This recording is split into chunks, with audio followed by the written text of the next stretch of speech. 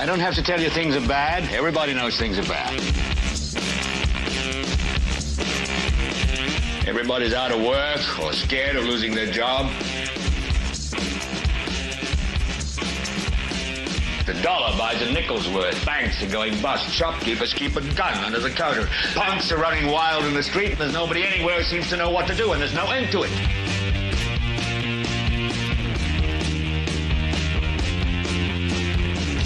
The air is unfit to breathe, and our food is unfit to eat. We sit watching our TVs while some local newscaster tells us that today we had 15 homicides and 63 violent crimes, as if that's the way it's supposed to be. We know things are bad, worse than bad. It's like everything everywhere is going crazy, so we don't go out anymore.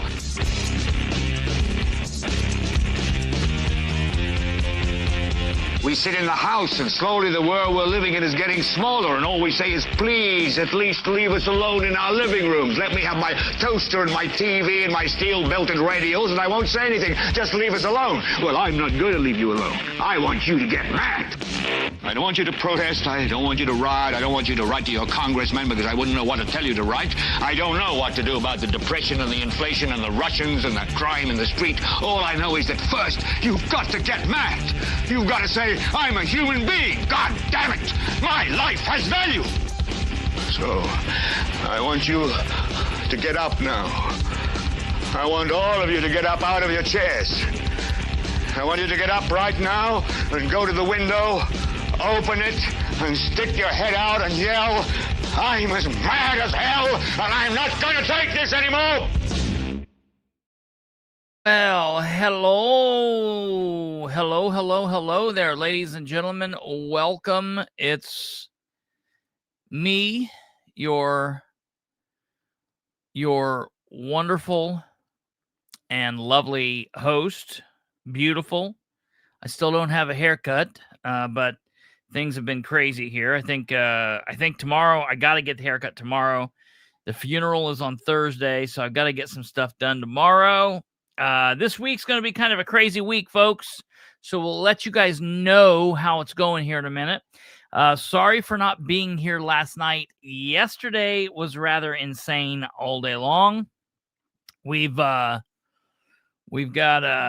it's, man, I tell you, it's been a crazy last couple of days, let me tell you.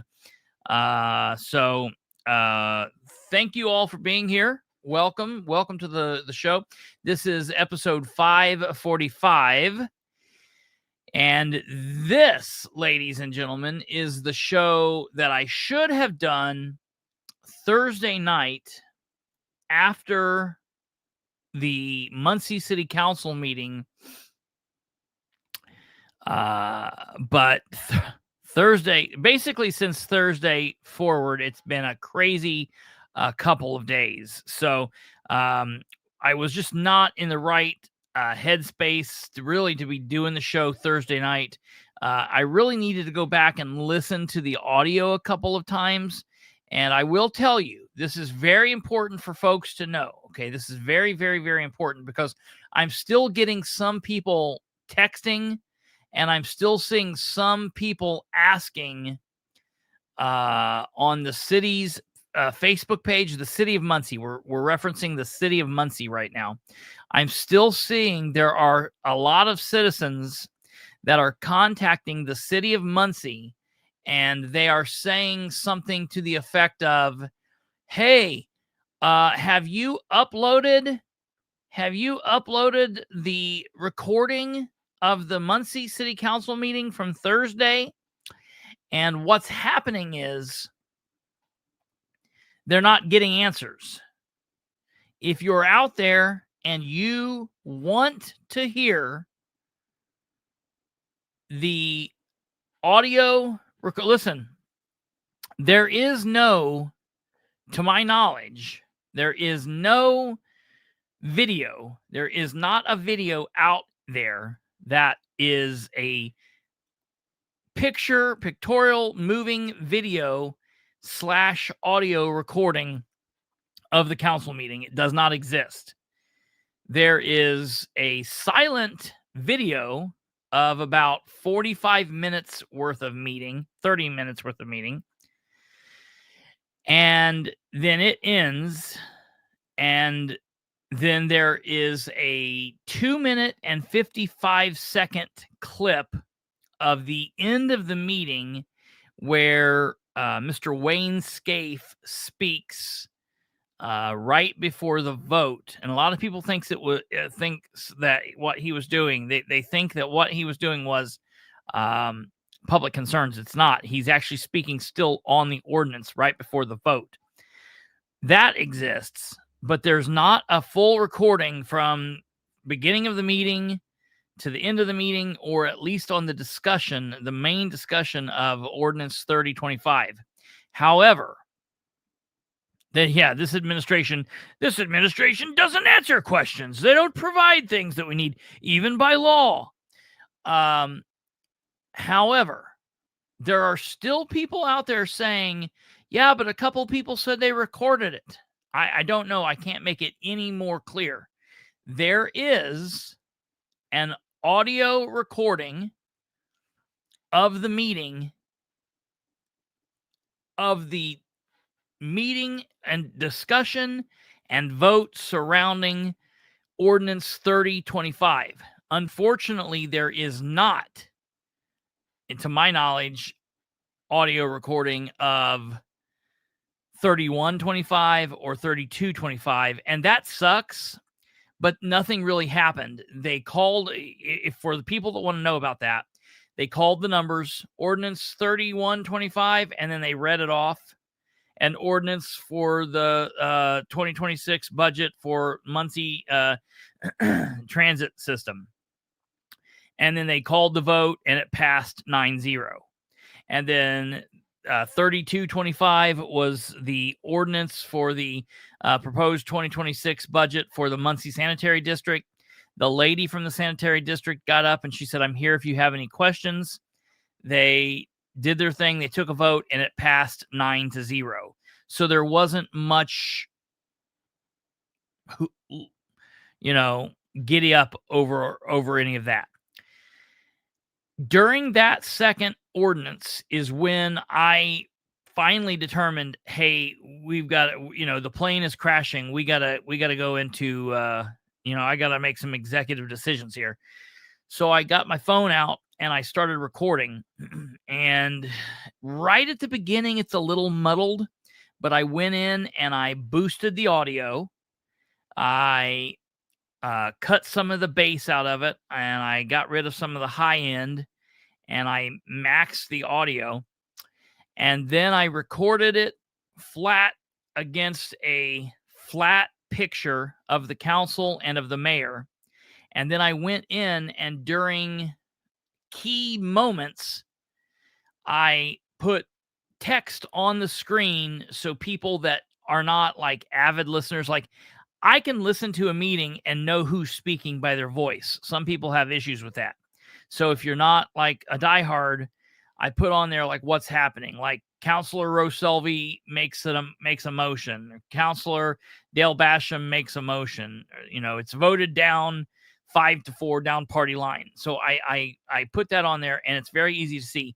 And there's a couple people, my grandfather included, who said it's actually clearer audio than the actual City of Muncie's when they live stream it. And my grandpa said, I liked it this way.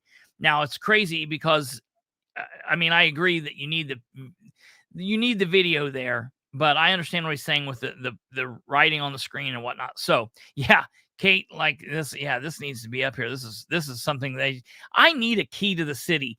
Really, we need a city council member to give me an award and not give me the award, but make it to the political spotlight. And I'm waiting for that to happen. Each and every month, I wait for the City of Muncie to contact me and say, Mr. Bilbrey, we need you to come to the next council meeting because we're going to be honoring your organization as the citizen of the month. And, that never happens. Each and every month passes. It doesn't happen. And I'm like, what's going on here, guys? I know that normally only the council does this, but I kind of thought the mayor would maybe, reach out to Jeff Green or Dale Basham and say, hey, we really need to put Bilbrey on this list, Bilbrey and his organization. It doesn't happen. Look, I'm assuming I got my fingers crossed for November. Some sources are telling me that I'm in the running. It's what happens every month, but it falls on, deaf ears. And so we're really going to probably have a good chance of probably being there. Probably, definitely, maybe in November. So we'll keep you guys posted. Yeah, Bilbrey's used to rejection. I used to rejection. Okay. So, hey, speaking of rejection, smash that like button if you would. And if you're not a member here, you don't subscribe, please consider subscribing. It costs you absolutely nothing to subscribe. Click the bell. If you want to communicate with us, do that over here on the right-hand side. If you're here live, obviously live is Monday, October 20th, 2025. It is 9:13 p.m. Eastern. Happy birthday to my ex-wife, Joni. Happy birthday. I think she turned 58 today or something like that. Doesn't look a day over 58, I'm sure. So I don't really know how old she is. She's like, I don't know.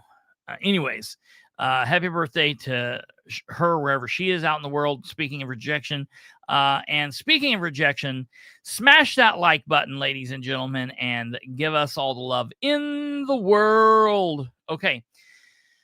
So moving on, as I was talking about this video, if you're interested in watching this video, don't go to the City of Muncie asking, come to Papa Bilbrey. Papa Bilbrey will take care of you. We will take care of you here.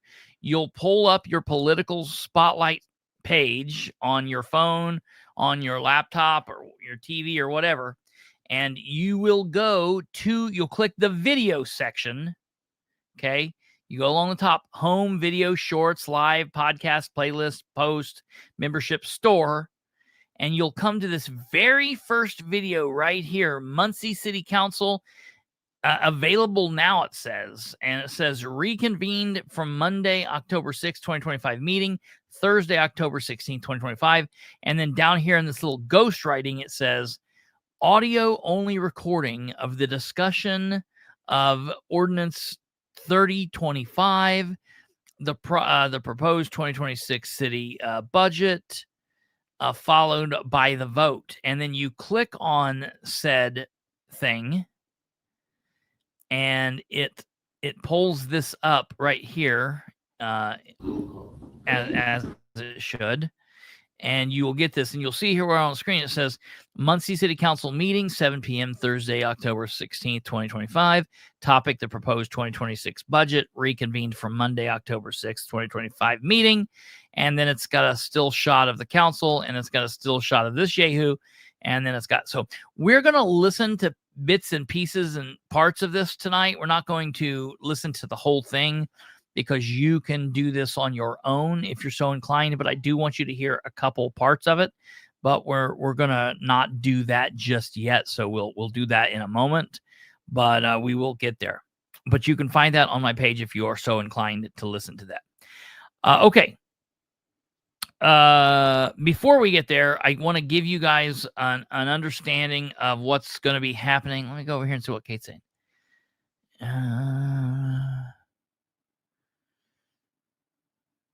Yes, I see this, what you saw over there, Kate. It's so bizarre. I got a great big long message from him, and it's like, dude, get out of here, man. Like, totally get out of here. It's crazy to me. It is crazy. Like, I've been doing political crap long enough that I understand that there's people that just have. Now, happy 66th birthday, Danny. Happy 66th birthday, Danny.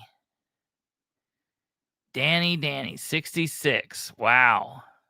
It's just like, oh my God. Hold on.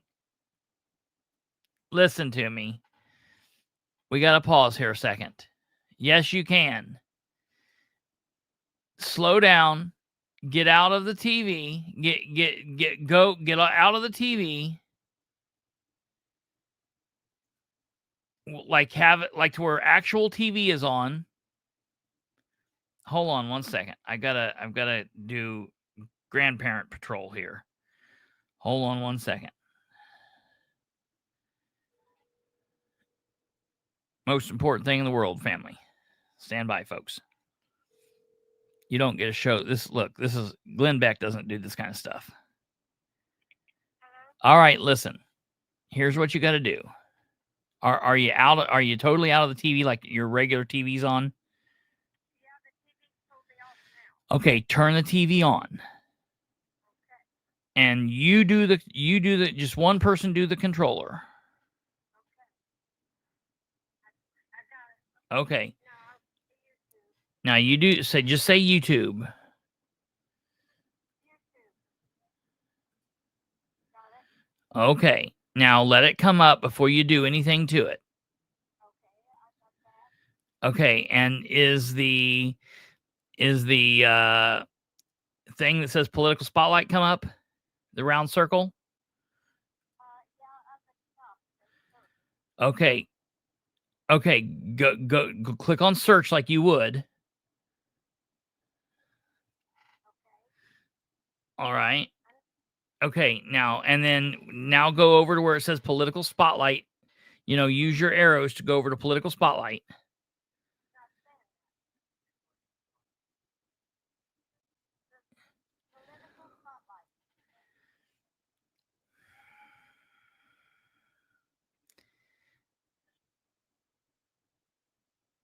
Well, okay, so did it pull me up?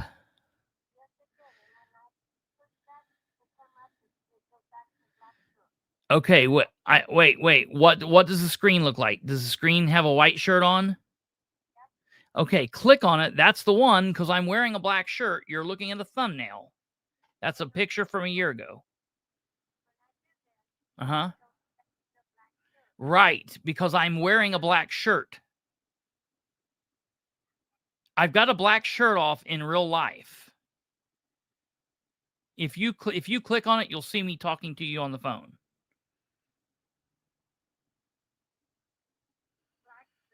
Yeah. Click on it. Just yeah, do you see Yeah. Okay, click on the one that is the white shirt. Click on the one that has the white shirt. Yes. Okay. Click on it and pull it up. And now what do you see?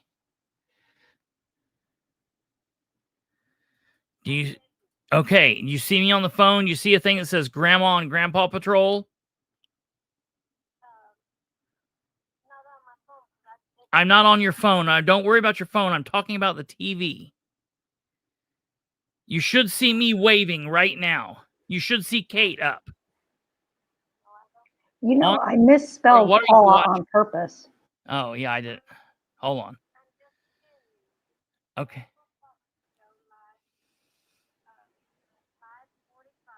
Okay, click on it. Hit the center button, the OK button. Okay, and then what's happening?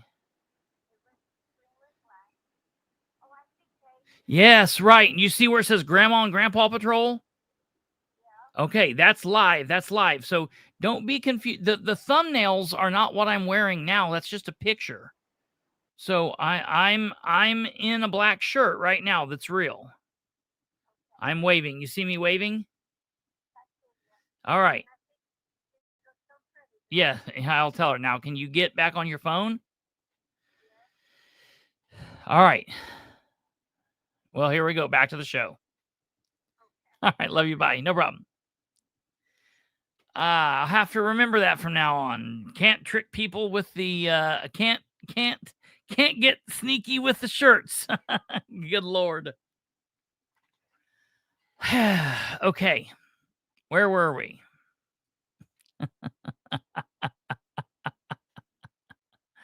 You got to hit the like button for that, folks.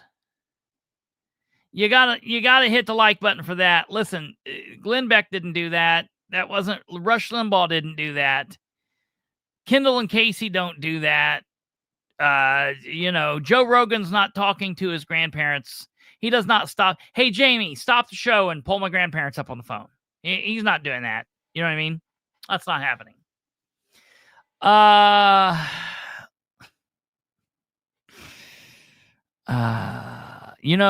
My family's not ever going to go to like nursing homes, old folks home. I am going to end up in the old folks home. Hey, look what we got right here. Donald Rainwater right here is the man, said, "You, sir, are the man. This is why you are a great watch. Don't ever change who you are, my friend." Don, it's been a minute since I've talked to you, sir. I am so glad that you are just here and saying that. That means the world to me, buddy. I'll have to give you a holler here soon. I'm glad you're watching, even if it's just for a moment. But thank you for your kind words. Family first here at TPS. That is the motto always. Okay, so because listen, it's those people's fault. Oh my God, what do we got going on here? Okay, sorry, we had gremlins. It's those people's fault that I am how I am. So we gotta make sure that everything's going straight here. Okay, back to the show. So that just completely threw me off. I'm trying to think. Okay, so we're gonna pull this up here. Oh no! I understand what it is. Those are the things that make this show great. It's real. Yeah, that's true. That is absolutely true. Glenda, that's funny. No, okay. So speaking of all of that, that's the other thing I was going to say before we get started. So I didn't realize. So most of you, specifically the people commenting, like in the comment section, you guys know, like I think a lot of you know that my grandparents. So the grandparents that I was just talking to, my grandmother and my grandfather there, are my dad's parents. They're the Bilbreys. Okay. Pauline and Herb and Pauline. His name's Herbert. That's the H in my middle name. Herbert Bilbrey is my grandfather, and her name is Pauline Bilbrey. Those are my dad's parents. So those are my grandparents, still alive, kicking. They're doing really good. They're on my dad's side. On my mother's side, my grandmother unfortunately passed away in 2016, just really a couple months after my dad did, honestly. That was kind of a rough time. My mom's mom, Claudette King, which some of you know, Muncie politicians and people know, because she worked around the government building and was involved in politics. She passed away in November 2016. Her ex-husband, my mom's dad, who wasn't really around or in our lives much while I was growing up at all, he came back into the picture. We now have a relationship with him. He's a great guy. I don't really ever call him Grandpa. I refer to him as Ron, or sometimes we call him Rev, but Ron is who I talk to, or my mom's dad. I'll often say my mom's dad, and people are like, "You mean your grandpa?" And I'm like, "Yeah, my mom's dad." Ron King is his name. So he's still kicking. And then my stepdad, I don't like say my stepdad frequently because, he's been in my life for as long as my mom and my dad have, basically, for my realm of consciousness. And my mom and dad and stepdad get along, had a great childhood, blah, blah, blah, blah, all that stuff. Well, so his parents are my grandparents, step grandparents, but I didn't ever say step grandparents. It was just always, they were another set of grandparents. I also, for a very long time, had great-grandparents all around. I had a bunch of great-grandparents. Now, my great-grandparents are all gone, sadly. But my stepdad's mother passed away 2 years ago. And my stepdad's dad, Harvey DeFries, he's the gentleman that just passed away on Thursday. I didn't realize how many people are just kind of casual observers and got confused kind of with the H names, Harvey and Herbert. Harvey, Herbert, Harvey. They sound nothing alike. The two people were opposite ends of the spectrum of all kinds of things. Just couldn't be totally different if you even tried, like the definition of totally different. But I cannot tell you how many people contacted me Friday into Saturday telling, like, giving me condolence on the loss, which was good because, yes, it's a major loss. And it's definitely sad and all of that. He lived a wonderful life. He was like 93 or 94 years old. So it's not like, oh my God, he was cut short. It was like in his prime. He lived a long, good life. There would be a difference if those grandparents were switched. So I would not be here now, just FYI. So while it is still a loss and we mourn it all the same, there were a lot of people that were like, oh my God, I'm so sorry. Tell your grandmother. I'm like, oh my God, I didn't realize that people thought it was my grandpa, like my other grandpa, my dad's dad. So that guy that we just talked to, that was having a hard time with the TV, that's Herbert. He's still alive. He's still kicking. So everybody that's out there that were worried, relax. Everything is still good. I didn't realize what a catastrophe that was. Oh, Niles was worried about that too. See, so yeah, that's yeah. Oh, look at that. David Williams said Grandma Pauline, maiden last name. Oh my God. Yeah. Yeah, David Williams wanted to know. See, that's how David Williams is my nephew, because he's Williams. My grandmother's maiden name is Williams. So Megan's wanting to know if my back's okay. Yeah, look, I frequently carry the world on my back, but we are doing okay.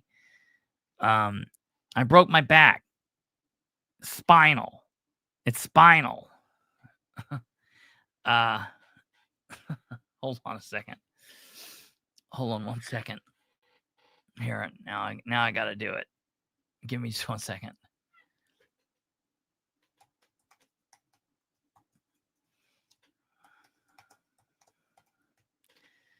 Give me a second here. I got to pull this up.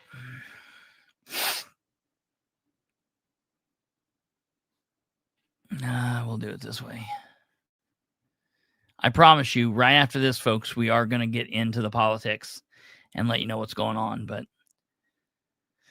this is probably as important as it can get.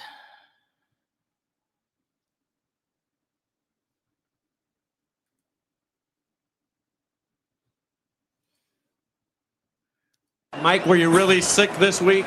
What was the problem? I broke my back. What do you mean by that? My back is broken. What, a vertebrae or what portion? Spinal. You did that in sparring? No, I did it by a motorcycle accident. The doctor discovered I was doing my sit-ups, 2,500 a day with my 20-pound weight, and one day I couldn't move anymore. What do you mean by that? My back is broken. What, a vertebrae or what portion? Spinal. Okay, so that's if you're ever somebody what this has to do with is if you're ever someone, I get a lot of people that message me like late at night sometimes while I'm working, and they'll just say like random off like they'll say like, what are you doing? And my response to that normally like is, I broke my back. My back is broken. Spinal. And so I had somebody Megan messaged the other day and said, what are you doing? Anytime somebody says like specifically, what are you doing? Generally, if I'm quick enough, I'll say, I broke my back. And that's the line I give all the time. So that's what that was. Just FYI. All right, now on to the importance of politics. Oh, real quick before we get there, this is the other key thing. This is the funeral stuff. So tonight we're obviously doing, well, it's a show. I don't know how much of a show we're doing, but it is a show nonetheless. My brother, yes, right. It's hard when you're texting. I guess I'll have to start doing it with voice message. So my brother flies in from Sicily tomorrow. And boy, will his arms be tired. He's flying into South Bend because he's nuts. I don't know why he decided to do that. Well, I do know why, but it was a stupid reason. So he's flying into South Bend. I don't know what time he gets here yet. I may be the one going to get him. If I go to get him, I probably will not be having a show tomorrow. So this week is going to be a little cattywampers, just FYI. And you won't... I'll know... Well, let me tell you. I'll know now. Give me 1 second. I can tell you. He's coming on a tugboat. He's in the Navy. Let me see here. I can tell you exactly when the deal is. My mother sent me this. Okay, Tuesday. Oh yeah. Let me tell you. There will be no show tomorrow. I can tell you that 100%. His flight, he arrives at 8:49 p.m. So maybe I'll talk to Catherine and see if she wants to do a show, if she wants to do it by herself. I don't know. We'll find out. I'll talk to Kate and Catherine. You won't know anything until tomorrow afternoon. If you get on and there's a duck, if you get on and there's a show on YouTube, there's a show. I'll also post it on Facebook, but I won't be there. And probably there won't be a show. We can give Kate a night off. Okay. That then leaves Wednesday. Wednesday night, I will do a show.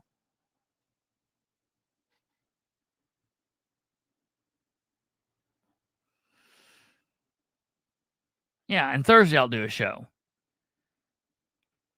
So, no, I know you're joking, David. Get out of here. So that's the deal. No show tomorrow. No show tomorrow. We'll just say that. There's no show tomorrow. And then I'll keep you updated from there. So no show tomorrow. So we got to make this one really good. All right. We're going to make this one really good. All right, ladies and gentlemen. Yeah, you know what? Stumblefoot, you said it, because my brother will be in until Saturday. I just hate not doing it. Yeah, right. 35 minutes in. Now it's going to be good. I could cut everything else out now and do it. All right. Yeah, probably this will be the only show this week. That's probably a good thing, Stumblefoot. If I feel like doing it Thursday, I might do a show, but probably not. I'll keep you posted. Tonight, this is it. All right, let's make it good. Let's get into it. All right, ladies and gentlemen. So the Muncie City Council meeting on Thursday. This is my. I've reviewed this video several times. The audio of the video. The video of the audio. I've reviewed this several times. I've listened to things. There's a couple of key moments that I need you guys to be aware of, and that voters and citizens alike need to be aware of in the city of Muncie with what's happened with this this meeting that happened last Thursday. Okay. Also, at the end of this, to make this really, really good, I'm going to give you a teaser because I went today, ladies and gentlemen, and picked up 48 pages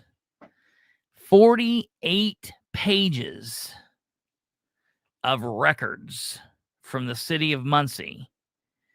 48 pages of documents from the city of Muncie. And I went through these a little bit, but I'm going to use some of my time off to go through the remainder of them because we really need to. And so we'll talk about this a little bit, but I need to make sure you're all aware because there's a lot of these crazy mental type of gymnastics that the Dan addicts are doing out here to say like how wonderful it is that we have the mayor of Muncie that's up here and willing to come out and do what he's doing and put the bad people in their place.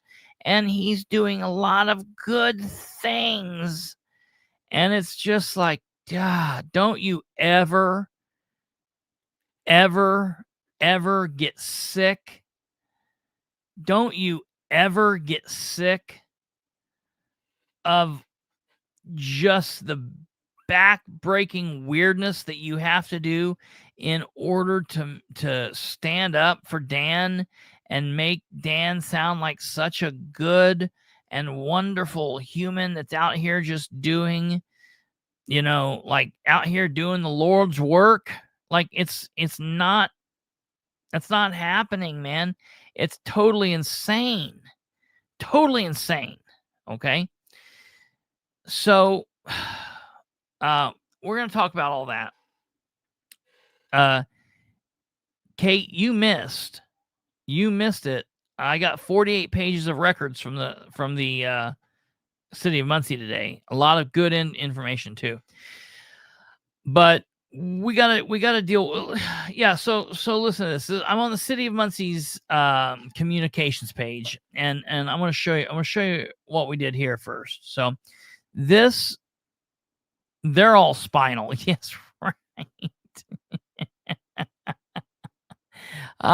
Good throwback there, Eric.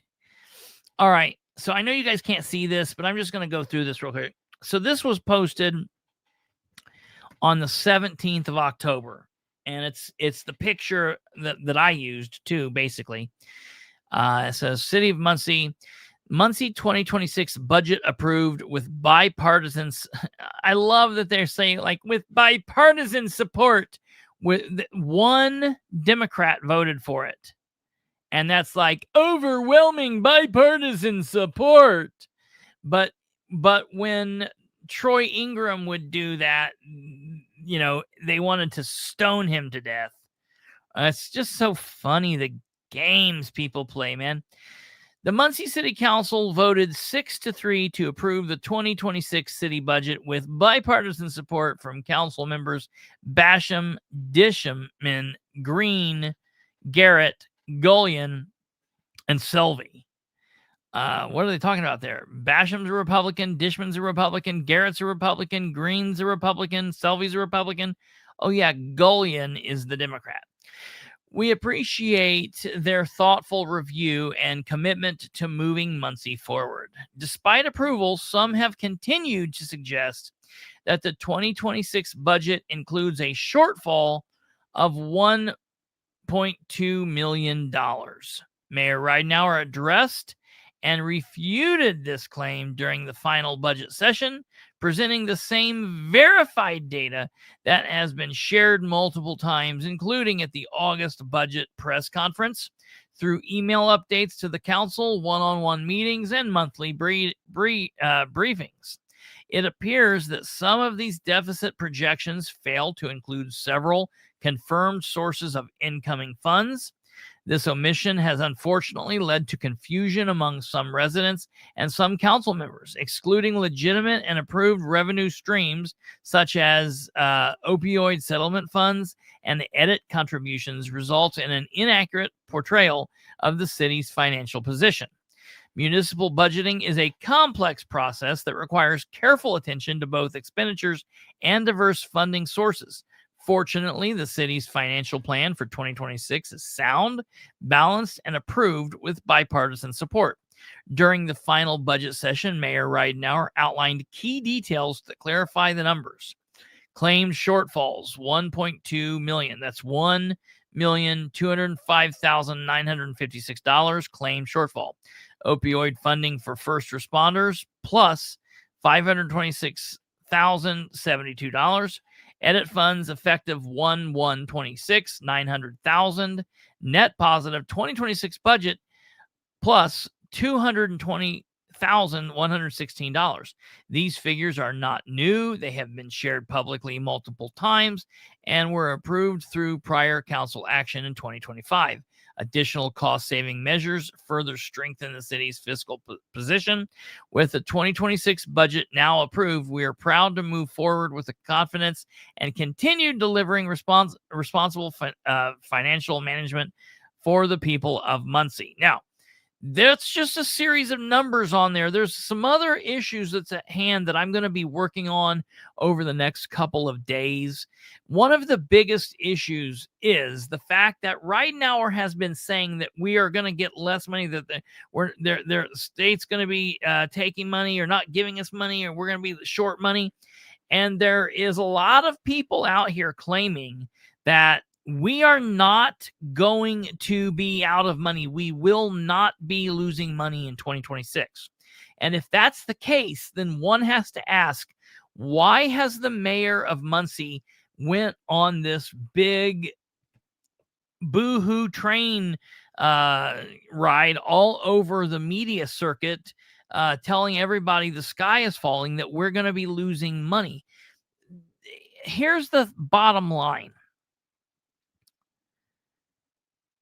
Any confusion outlined in the mayor's speech that lasted about 9.5 minutes the other evening, any confusion that is currently ongoing within the city of Muncie could have been clarified by better communication from both sides. Now, I will say from both sides. However, I am going to lay the majority of that burden at the mayor's feet, because there were people attempting to request information, and I've heard multiple times from key administration figures that have told me directly, Ridenour, Matt Wegley, and Craig Wright have refused to answer emails because, one, they have not liked the fact that Councilor Powell and or others have sent emails at nighttime. They have not liked that they have asked questions that Ridenour's felt that he's already answered. I'm confused. You know, if you've answered a question one time in one way, and somebody who's trying to pass the budget that you want passed ask you again or for clarification, why not send it in writing and put it in writing so it's there for all time? Just nuts to me. They're saying, well, the question was stupid. First of all, I didn't think there were any stupid questions. But second of all, okay, if the question's stupid, answer it intelligently and show that person up, and there you are. Boom, bam, boom, bang, pow. There you be. I've had a lot of people ask me a lot of stupid questions. I take that as an opportunity to reply back to them saying, here, this is the question, here's what the answer is, or you're wrong about this. This is what's right, or this or that. And you use that opportunity to dialogue with the people and make sure that it gets put out there. The other thing that we're going to hear right now or say here in a minute is the fact that Ridenour is mad that Councilor Powell put this stuff in the public. And he's like, well, the information she put out was wrong.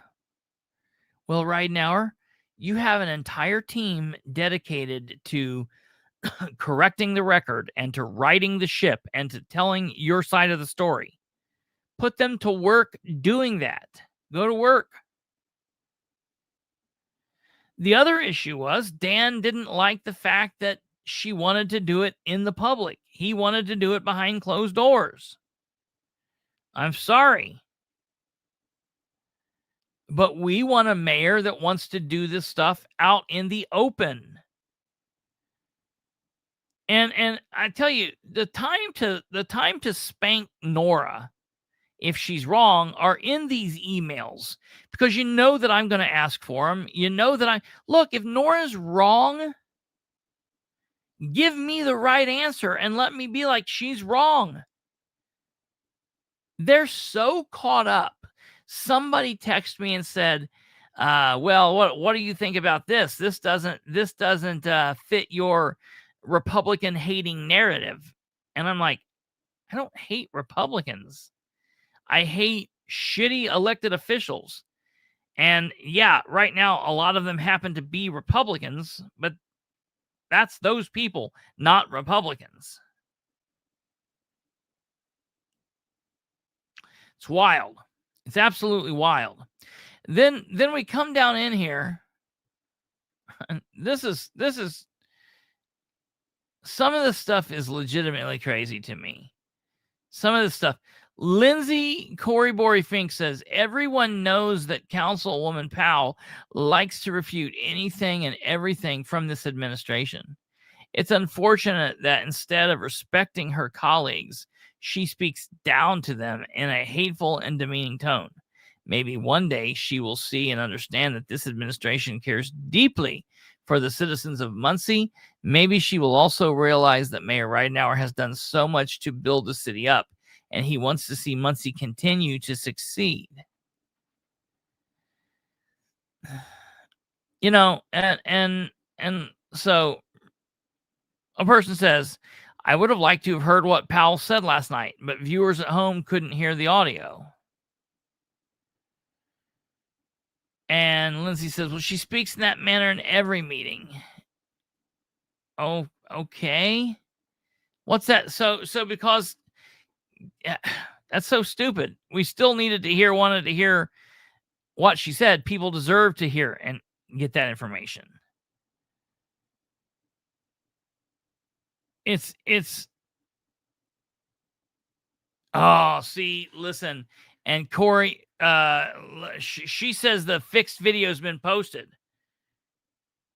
Can you share that link? She says there's a fixed video that's been posted. I don't know. I don't know where that would be. I've not seen any fixed video. Let me double check and see if something hasn't happened here.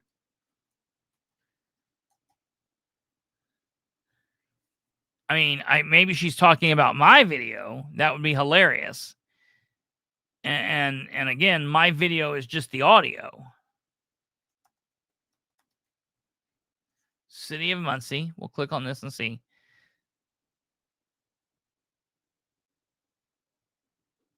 Yeah, no. There.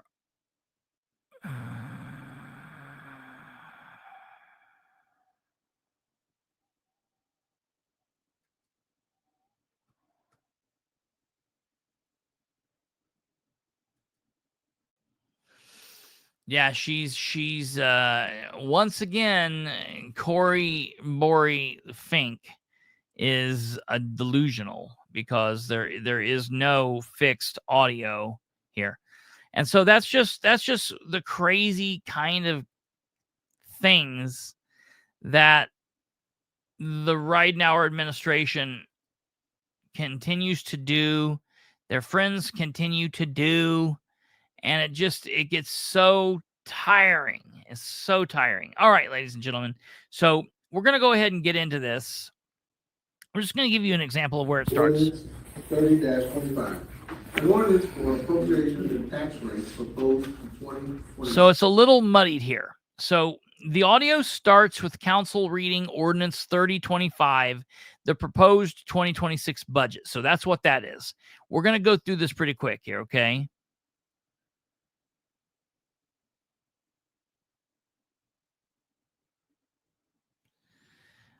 You know, that's interesting, Stumblefoot. I might see if they can do that. That would be very interesting to see if I can get them to match it up. Kate, I just saw your message.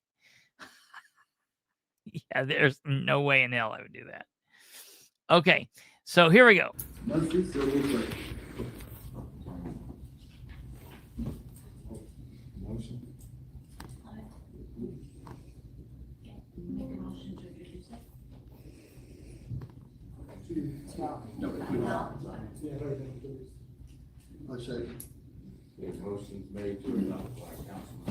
Okay, so they read the ordinance 3025. A motion is made and seconded to adopt the ordinance. All right, and they do that. So they vote, or excuse me, it's been a motion has been made to adopt the budget. So they do that. The motion was made. I think it was made. The motion was made by Selvey and seconded by Green. Okay. I have. And then from here, we go into 5 amendments. All right.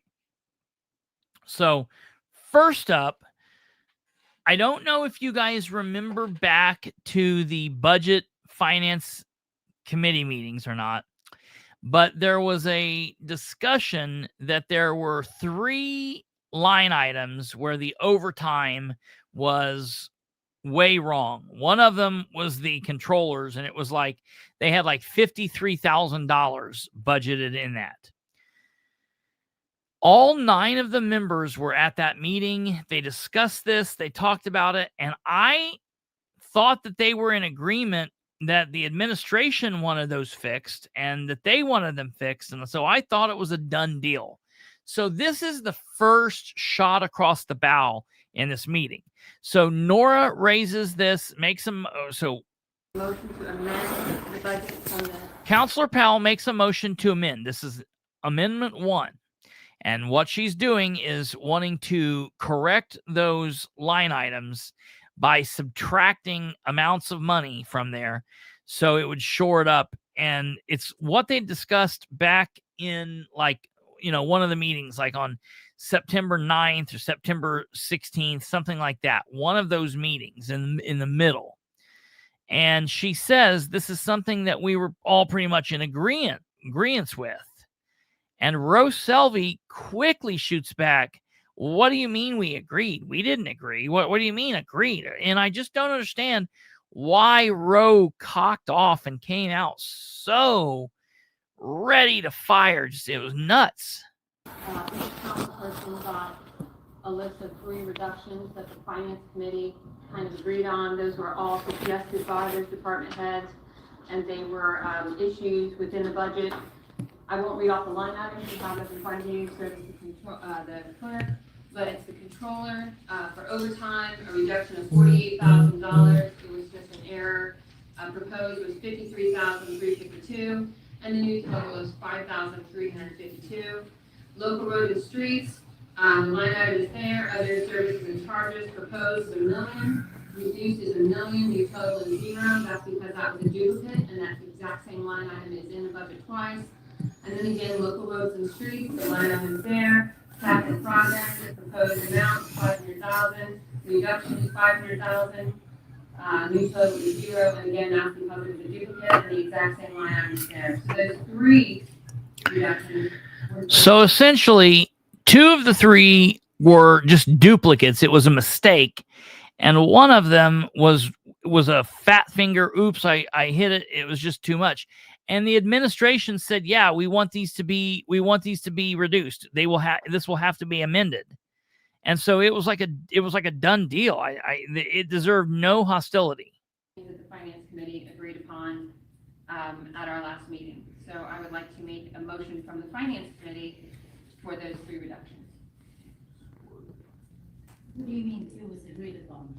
What do you mean it was agreed upon? We brought up for discussion. I don't know if We brought it up for discussion, but I don't know if anything was agreed upon. It was agreed upon and it was not agreed upon. We had that as a discussion. These were suggested by the department heads Yes. as reductions that I they agree. suggested. They suggested, okay. So do you have an objection to those reductions that the department heads suggested? Probably, yes. Okay. So Nora said, "Do you have an objection to what the department heads wanted us to do?" And Rose said, "Probably." What? Why? What? I don't even know if, with all due respect, Ro, I don't even know if you knew what was truly going on right there. I'm confused at what you were doing. All right? So we go on. I make a motion.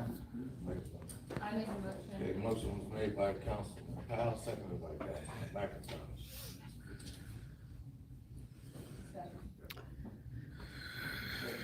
So, just to jump ahead here, they finally get it clarified what the deal was, okay? They finally come to an understanding of what happened, and they voted. Some things I just want to go Now, over. Mayor Ridenhour came to the podium and wanted to talk in the middle of these amendments, and it's crazy that he did this. I don't understand why he did this. And they smack him down. They're like, "Well, let us get through these amendments because what you're trying to do is kind of improper." So they smack him down, which is good. This specific motion to amend And that motion was for? for the 3 line items that were suggested by the department heads, the controller, to reduce the error in overtime. It was just an error in overtime, local roads and streets, and a couple other places. It was nuts. Roll call on this amendment? Question, yeah. I call question. That's Roll call on the amendment. Dishman? That's exactly right. Kate, that is 100% right. The Republicans knew that Dan was coming in swinging, and Roe was just setting it up. It's just like, all right, I'm going to get in on this action, and I that really puts a bad taste in my mouth. Yes. Selby? Okay, so this vote occurs, and Rose says, "What are we voting on again?" Like this, that's so strange. If she didn't even know what she was voting on, like, I don't understand what her problem was with it. If she didn't know what it was, how can she have a problem with it? All right. 10104. Next up, Councilor Gullion makes amendment number 2. Amendment number 2 was an unfunding of the line items, which are Amber Green's communications director or Channel 60, and Matt Wegley, deputy controller. Now, nobody thought that unfunding these people were going to put these people out on the street. Everybody knew or figured that if this went through, Ridenhour would fund these 2 people the same as he's currently doing. See, they unfunded these people last year for this year. In October of 2024, they met and they voted and they unfunded Amber Wagley and the deputy mayor. And Dan went to work getting the deputy mayor a new job, and then he funded the deputy controller and Amber with edit. So if that continued on through till next year, they would continue getting paid edit dollars, which we can talk about whether that's appropriate or not. That's another discussion. The point is, if these people weren't going to be like fired, homeless, and destitute out on the street, whatever. They were going to have a job. They were going to have a position. So she makes the motion, okay? And this is very interesting what you see here. 113 and 10122-411162. Again, they've been removed from the last year's general fund, and I don't see really reason to move them back into it this year. I'll second that. Okay, motion's made to move these. Rolling, seconded by Councilman Pyle. Discussion. So, Gullion made the motion. Powell seconded it. President called for discussion. And what happens here? We're supposed to have discussion, right? They're supposed to talk amongst themselves. Dan could come up and talk. Amber Green could come up and talk. Matt Wigley could come up and talk. The public could come up and talk. But this is what happens. Call question. Counselor Selvey calls question. And what that means is that's a parliamentary procedure with Robert's Rules of Order. So when a motion is made and seconded, then they open up the discussion. However, if a voting member calls question, the discussion must end and the vote must be taken. You cannot have further discussion after question has been called. So Rowe calls question almost immediately, which allows no more discussion. A vote is taken and amendment number 2 fails. 4 people voted in favor of it. 5 people voted no. And it was failed, voted down party lines. The Democrats voted to unfund. The Republicans with 2 rhinos voted to keep them. All right. And then this is what we're going to see play out here in amendment number 3 and amendment number 4, the same type of behavior. Okay. So they vote. Roll call. Gullion. Yes. Counselor Powell then makes a motion to amend. This is the 3rd amendment. Counselor Powell says, well, as from Ridenauer's email, we see where the department heads, meaning any appointed department head, was going to get a 4% raise. And Rowe made the motion, or not Rowe, Nora made the motion to amend, stating that all of those raises for the department heads would get wiped out. And that would save the city some money. And she made the motion, and another fellow Democrat seconded it. And then right as discussion's getting ready to get called, watch what happens. Is to remove the 4% raises just from the department heads. It takes a while to get down through that. Would be a reduction. The total would go from 1. Gullion? Yes. Oh, and in that section, then Counselor Green calls the question, and it's like they planned this, man. They didn't anymore get the second out of their mouth, and then one of the Republicans would call question. Counselor Green calls question, so there could be no further discussion. Vote taken. Amendment number 3 failed by a vote of 5-4 down party lines. Democrats voted to take away those raises from the department heads. The Republicans voted to keep them. All right. So immediately after this vote. Yes. Green? No. Powell? Yes. Garrett? No. Immediately after this vote. Gullion? Yes. Basham? The total would go from. Counselor Powell then makes a motion to amend number 4. And she says, because I would never ask for our people to do something that we wouldn't do, I am now making a motion that we remove our raises. Okay. Yeah, like Kate said, I've never seen a bunch of Republicans so reluctant to save money, except maybe the state legislature. Yeah, it's like, what kind of fiscal responsibility are we practicing here, guys and gals? Like, this is backwards what you guys have going on here. It's crazy to me what they've got going on. So Nora makes this motion. 135,308 to 130,104. I'll second that. Okay, motion's been made and seconded to amend the raises. Discussion. City Council. City Council raises. Question, please. And then Roe calls the question. Roe calls for the question, so there's no discussion.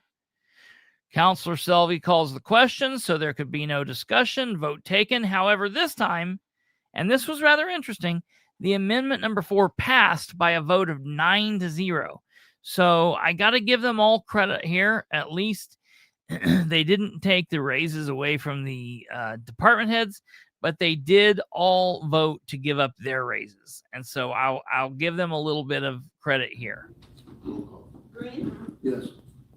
Barrett? Yes. Fishman? Yes. Okay. Then they get ready to make a motion to adopt the budget as amended. And then it's like, I don't know if someone shot him a text message or he was asleep at the wheel and forgot what his line was.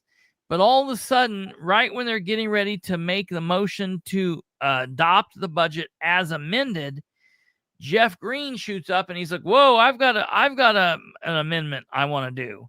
I want to make the 5th amendment." And then he doesn't tell anything about it. And they're like, "Will you tell us what it is?" A motion to adopt. A motion to adopt is amended. Mr. President, Yes, sir. I'd like to make a motion for an amendment. I'm going to make a motion for an amendment to the budget. Make a motion to amend the budget. Is there a second? I'll second that. What's the motion? Say the motion. The item 10104 41160, the overtime that's already been mentioned, to reduce that by $48,000. Item 101-18 41119, the reduction of that would be $51,100.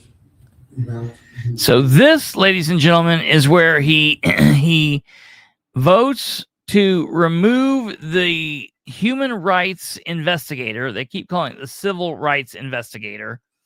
And what's funny is the Republicans didn't call question on this. Like, why didn't Roe quickly run up and call question to this so there could be no discussion? That's shocking to me that she didn't do that.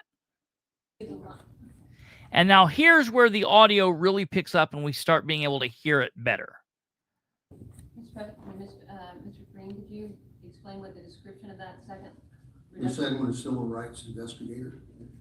This particular office has been ran by a year and a half by one individual, not two. We're not touching anything else within that office. Their training funds are still there, but one individual's shown that they can do that, so we'd like to reduce that down to 0. City controller is the overtime budget. But the overtime budget control is already. So they go back and forth over this. Okay, some intense discussion erupts. The job descriptions, and they probably will include that position. Yes, Kate. Being part of the Human Rights Commission, being the person. I just want to let you know that if you are a commissioner on the Human Rights Board, you have investigative rights too. so the board members can help in that process as well. Third things I'd like to add, that whenever there's a complaint about a housing, it will go straight to the state, and the state will investigate it and report. So they keep giving reasons why this should happen. And basically the Democrats are saying, look, the director is retiring. A new person's going to come in. Let's not go meddling with this office until we get the new director in. When we get the new director in, if the new director says, yes, I'm not going to hire this position, I'm not going to fill this position, okay, then remove it. But let's let the new director get in. And if the new director says, yeah, I want to fill that position, well, then, leave it like it is. I don't understand here why they're so concerned about this $51,000 when they could have cut the two figures for Matt Wegley and for Amber Green and let Dan fund them out of the edit money and saved, basically $120,000, but they're fighting for this piddly $51,000. They let the $121,000 go, and they want to fund that out of the general fund. But this $51,000, it cannot stand. It cannot stand. All that investigate, and then everything that they discussed has to go to. Okay, so then a citizen gets up. Reducing $178,000 from the three positions that weren't on the budget last year, correct? Am I understanding this right? Because it doesn't make sense to me. Why are we going after this one position that helps people, it's civil rights, on the word of somebody, or two people, as much as I love you, bro, it's two people, and it's your word versus nobody here to back it up. And we're going to cut $51,000 for that when there's $178,000 that are added to the budget that we have to make up for now. 178. I was low. It's not 121. It was 178,000. So to keep Amber and Matt Wegley, it's a grand total of 178. In the service of Muncie, it's reckless that the budget is a financial institution. Thank you. Mr. President, remind me again, how long has it been since somebody has... Yeah, that's right, Kate, with the benefits. It's a year and a half. And they keep coming back to, how long has this job been unfunded, blah, blah, blah, blah, blah. Okay, but there's coming in a new director. Let the new director decide if this position is important or not. That's nuts. Okay, so Wayne Scaife gets up to speak, and I really like what he has to say. I think it touches like unfair racial housing. Okay. So it's not the same, no. Okay. I can't say it is. So you keep saying civil rights, it's human rights. It's human. And as a former board member on the Human Rights Commission, just because it was a year and a half, I've had don't mean it was an undue burden on the director. Not saying they didn't need it, they did need it, they just weren't there. And it's a year and a half thing. So when this administration took office, how many deputy police chiefs were? And he brings up a good point at this point. We added a deputy police chief just out of nothing. We just created it. City long ago had two deputy chiefs. They whittled it down, and they only had one deputy chief. And then under Dan, they brought back a second deputy chief. And like Wayne's saying, we're not saying that that's not needed. But the point is, these people just willy-nilly just are doing things that don't make any sense, saying in the name of, we're trying to be fiscally responsible. But yet, look at what you just did with Amber and Matt. Like, they're just... It seems like a political vendetta for some reason here is what is. And I'm going to tell you what I've heard is, what it seems like is Dan just wants to whittle this office down to as small as possible. Yeah, I think he'd like to get rid of it if he could. He can't, but I'm just telling you. Anybody tell me? Does anybody remember? Is it 1, 2? Okay. Then what's really interesting is Muncie City Patty Goddard gets up. Muncie City HR director. Like to share some direct information that I have so that you could have more information. I'm not going to speak on behalf of the Human Rights Commission. I'm simply going to tell you my direct knowledge, okay? My direct knowledge is that yes, Stumblefoot. More than a year and a half, more close to 2 years. Stumblefoot. There are it's like a mixture on the board of it's a weighted board. So many Republicans, so many Democrats. Yes. It has not been filled nor posted. And nor she gets up approved to say, after well, I've been multiple asking them requests to fund the Human this and Rights they just won't Commission fund it. She to won't post fund that it. position. I made those requests myself and was denied multiple times, both by the executive director and the Human Rights Commission. That being said, I also had the pleasure and opportunity to sit with the Human Rights Commission members, a subcommittee, to develop a job description for the existing executive director role. During that discussion, I can only share what was discussed. Nothing has been decided, but during that discussion, the discussion was indeed to eliminate the EEO investigator. I was part of that discussion. Very. It's not been made. This just goes on and goes on and goes on. She's in there and babbles and she starts to sit down. They ask her a question. She stands back up. They start to sit down, and it just goes on and on and on and on and on and on. And then it's at this point that they determine that there's an issue. At this point, we're about 26 minutes in. Really, at this point, we were like 38 minutes in, because remember, there was parts of the meeting that I didn't get in here. 38 minutes into the actual meeting, 26 minutes into the discussion on Ordinance 3025, they realize, oh, shucks, we've not been live streaming this. We have not been live streaming.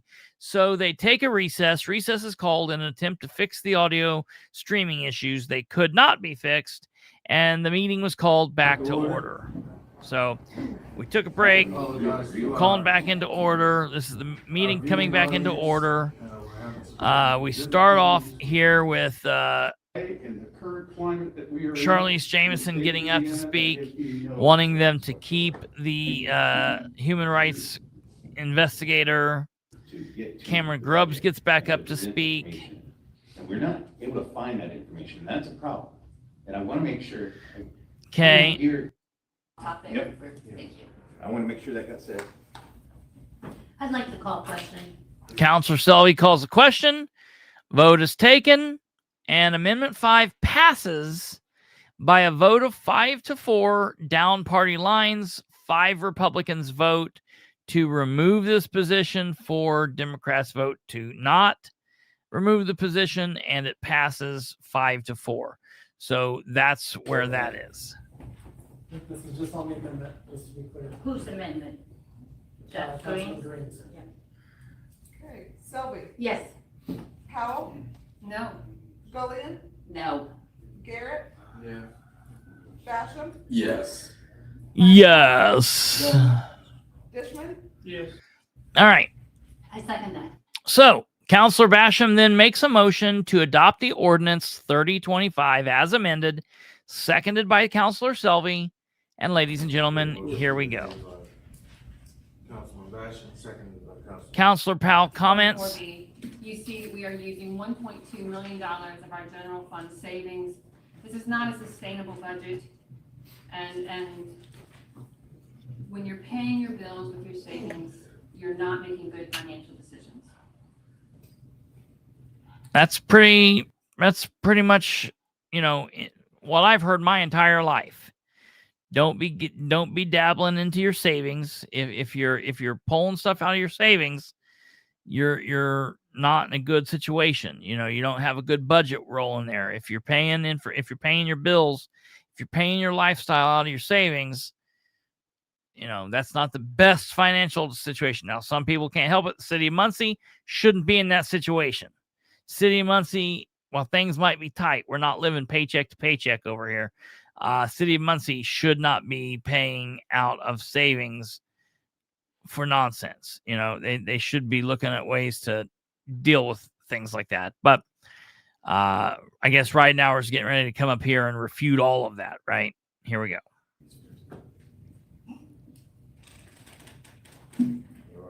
Dan Ridenhour, Mayor of Muncie.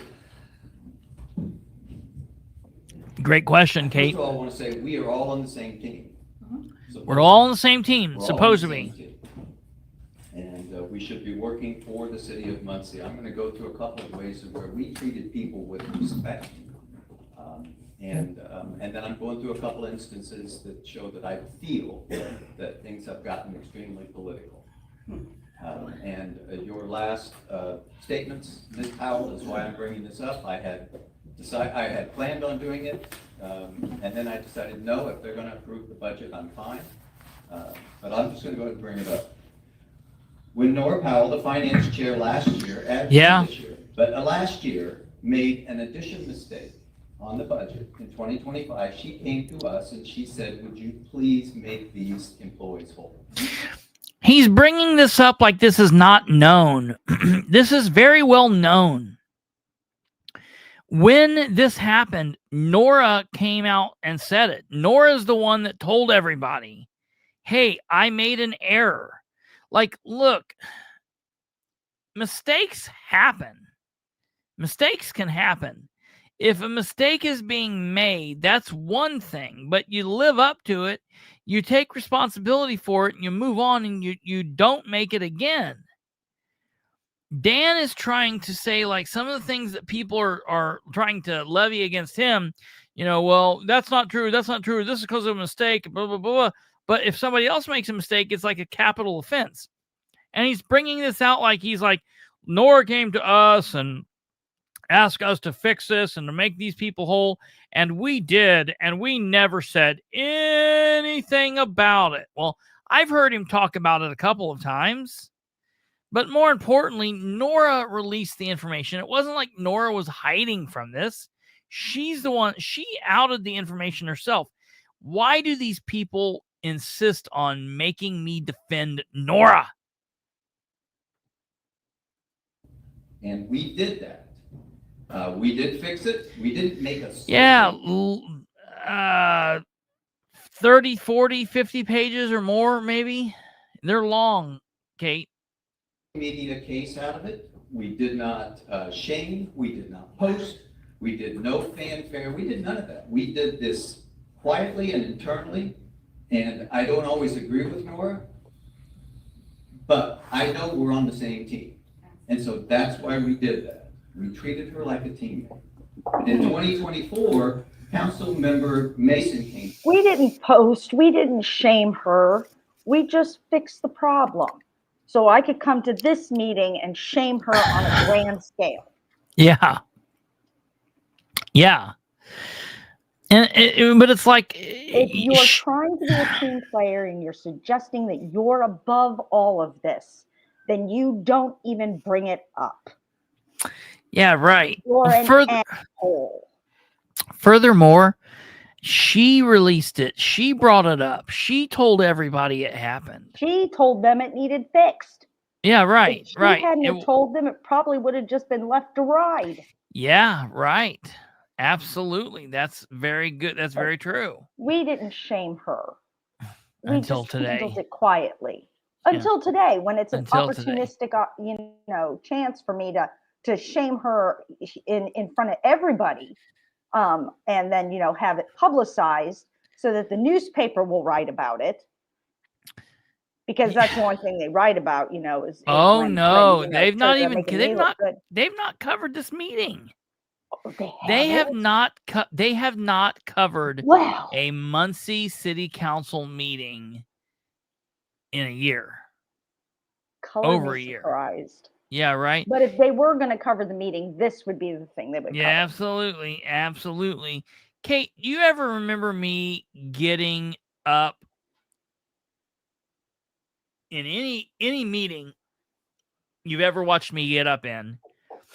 Have you ever watched me get up and start to talk about something and the people gavel me and say, hey, let's not bring politics into this. Let's not make this political. Have you ever heard anybody say that?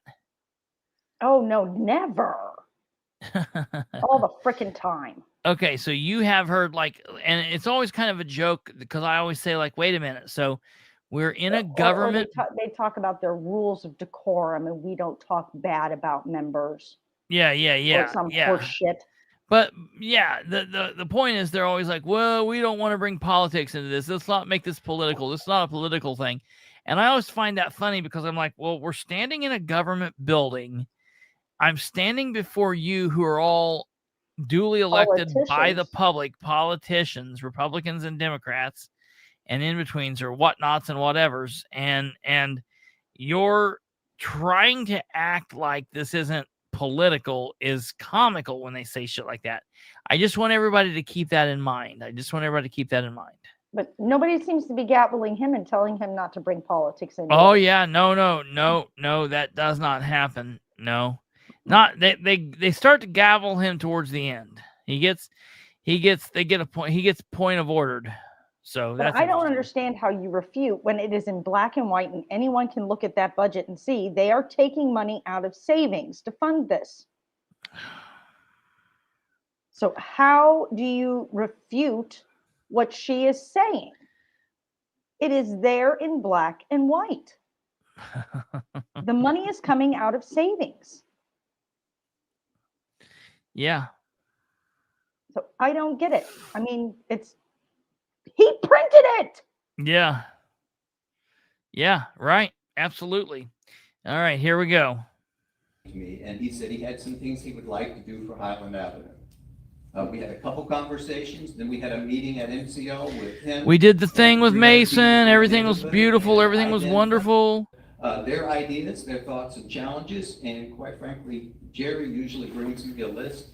A printed out list. And he talks about how wonderful everybody is on the council except Nora. Not treating us. Now listen to this. Twice at your request, we changed to accommodate times, and you still didn't attend. In fact, there's no other council member that has attended less than 2. Multiple of both parties have attended 5 of the 7 opportunities.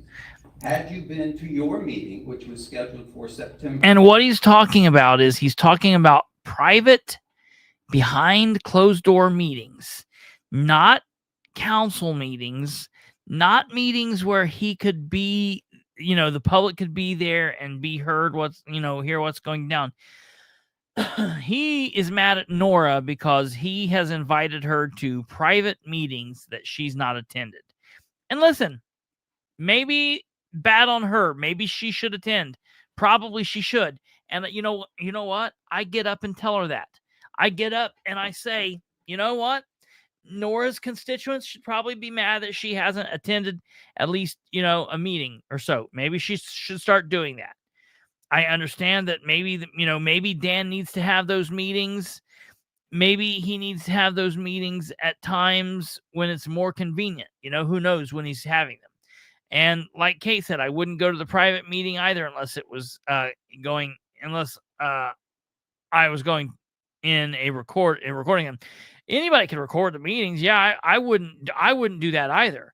And I would let him know, hey, I'm going to be recording this meeting, so just FYI. For 18th, you could have asked all those questions that you put in an email at 9:30 p.m. To us, which we would have answered the next day. However, now listen, this is insane to me. If she would have just came to a meeting on September 18th, she could have asked all of her questions and they would have answered them at that meeting. They would have answered them at the meeting. But she didn't come, and since they didn't have a chance to answer them at that meeting, I want you to listen to this. Listen to what he's saying. You didn't come to a meeting, and so therefore Kate, that's the only thing that can be said. You didn't come to a meeting, and therefore we won't answer your question. You didn't come to a meeting that we scheduled, that we picked, but you sent an email with concise, easy to read, easy to find, easy to pick out questions. Yes, no, 1 or 2 sentence answer here. Maybe so. Here's a number. There you go. Send it. You didn't come to my meeting, so we're not going to answer your emails for 2 reasons. Number 1, because we don't like that it's an email and you didn't come to the meeting. But number 2, because you sent that email at 9:30 while I was asleep.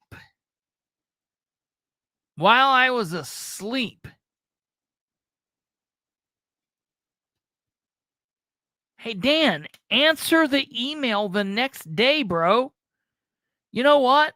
I'd be okay if you answered it in 2 days or by the end of the week. But that's how, this is what's wrong with the city. Dan doesn't know how emails work. Dan doesn't know what goes on with an email. He doesn't understand how it works. I cannot get over this. All right? We're almost done, folks. I'm not going to keep you whole long, but we got to get through this. This is important. Not treating us like teammates, you put it on social media and start putting all kinds of comments out there. Now, I know you've been a finance... Now, listen. As is her right as a duly elected official, she should be doing that. You should be doing that, Dan. You have an entire team of people willing to go to bat for you, willing to put out anything that you write, anything you tell them to write. You tell them to do X, Y, and Z. By God, they're going to do it.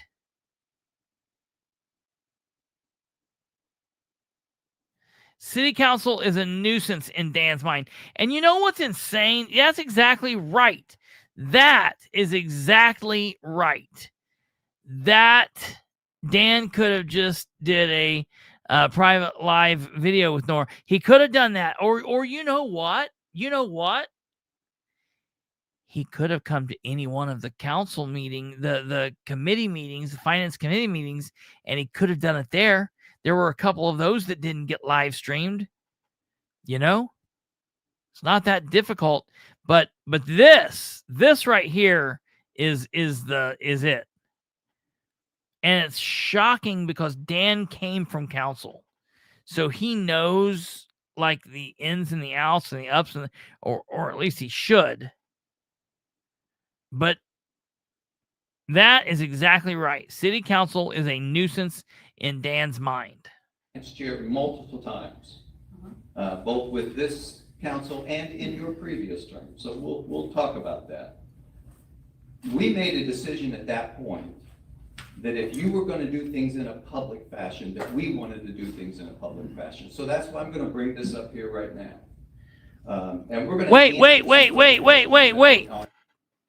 So if Nora's going to govern from a place of public transparency, I was like, whoa, Dan's talking about he's going to start governing from a place of public transparency. No, that's not what he means. He doesn't mean he's going to have his communications team and his sycophants and his Danatics and the head cheerleaders, that he's not going to have them get on and do actual information. He's going to have them get on and lick the inside of his butthole and talk about how wonderful he is and how wonderful it all is and how great everything is and how they enjoy doing that. But he's not going to have them put out any actual information. But what he is going to do is he is going to come to a meeting where he's going to stand before them lecturing for nearly 10 or 15 minutes. And then he's going to throw out a bunch of figures and numbers that the council needs to dissect within moments. You know, it's crazy. That's why when I stand up, I said, hey, we want the mayor to start doing this in the public. That's what we demand. Your email. Thank you. You claim that there's a deficit of 1.2 million, or there will be at the end of, that we're spending 1.2 million by the end of the year 2026. But in your posts, and even in some of your emails, you give the reasons why that's not even accurate.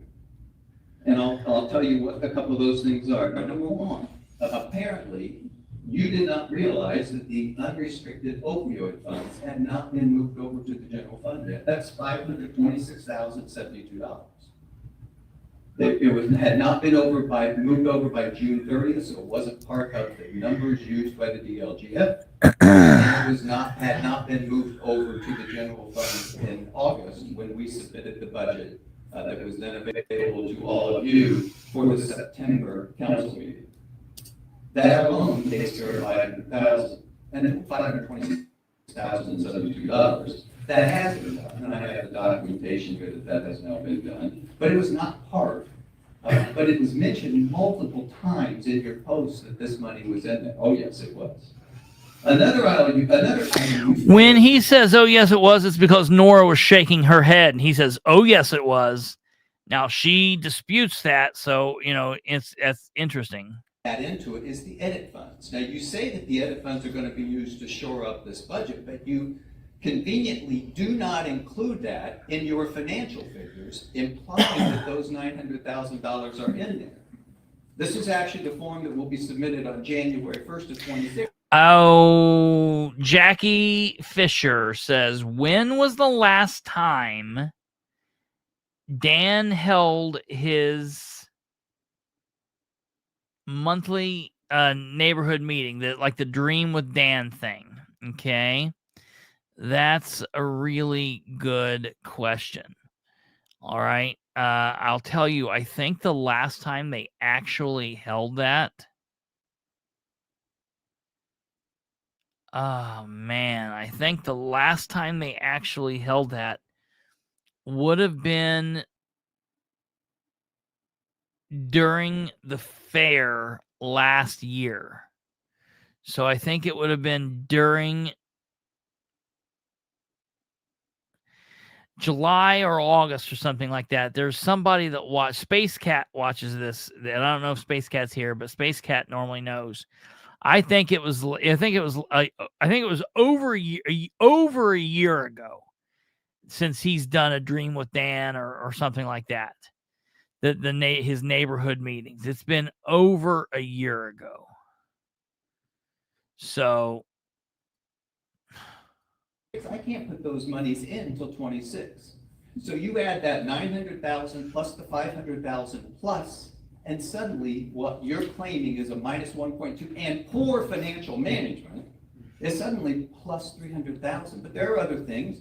There were other cuts today, 48,000 for one, 51,000, and not everybody agreed on. Some other ones that you attempt to do, but there are all kinds of other things there.